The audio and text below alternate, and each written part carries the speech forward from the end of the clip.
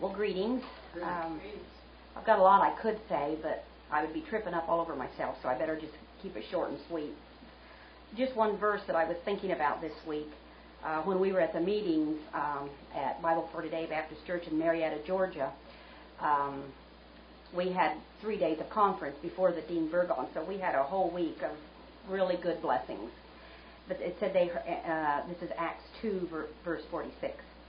And they, continuing daily with one accord in the temple, and breaking bread from house to house, did eat their meat with gladness and singleness of heart. And I don't want to bring this out of context, but what I caught there was the one accord, and I kept thinking about that this week. And I kept thinking, where's that verse at? Where's that verse at? And I finally found it. I even have it circled, so it shouldn't have been that hard for me to find. But one accord, and I felt really this week that there was definitely one accord. You know, the saying, we're not on the same page. Well, most of the people out there aren't even in the same book. So we're in the same page and the same book. So that was a really good blessing this week, because it's kind of nice that you don't have to kind of think in your mind, okay, I know what they believe, so I've got to start building up this conversation that I know I'm going to have with them, and what am I going to say? And, you don't want to be offensive, but yet in your mind that something's going to be brought up. So it was kind of nice to know that whoever I talked to down there, they were going to agree with me. So that was kind of nice. Anyway, and another blessing I had, maybe it's a little bit unusual for me to be talking about another missionary, but we met a missionary family down there, and they just were such a blessing. And as I observed them, which I did quite a bit, I kept thinking of myself when I was that age. I'm old now, and I was young then. And I think, my heart just went out to them.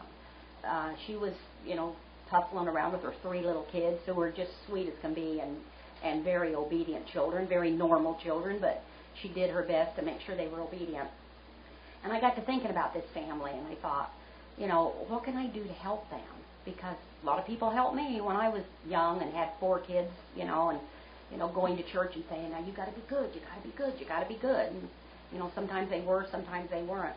And so my heart just kind of went out to them as I watched that whole, their life in one short week. I watched, how they operated, and they were a blessing. They really were. The kids, like I say, were normal, but they were just as sweet as can be. And really, you can just tell this family was striving to serve the Lord with their family, and that was a blessing to me. And then all the speakers. It was just absolutely tremendous. And I didn't think I would ever learn the issue. I just didn't think I could do it, and everything else that you've got to do.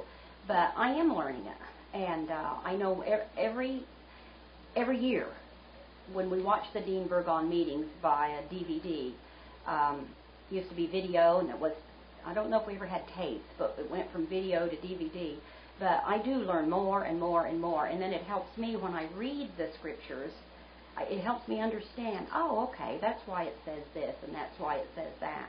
And I don't know Greek. I actually would like to take a few courses in Greek, but I don't know. I've got too many other. I got to live to be 300 to do everything I want to do, and I don't think that's going to happen. But anyway, thank you for having us here, and thank you that we can serve the Lord in Australia, and you can be a part of that. Thank you, Pam. I appreciate that.